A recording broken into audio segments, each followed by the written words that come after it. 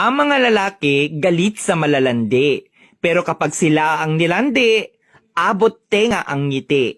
Ang lalaki kapag tamang hinala, kadalasan sila ang may ginagawa.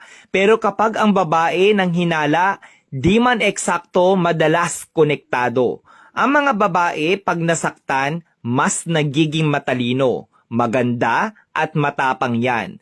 Kaya kapag iniwan mo siya, mahirap na yang balikan.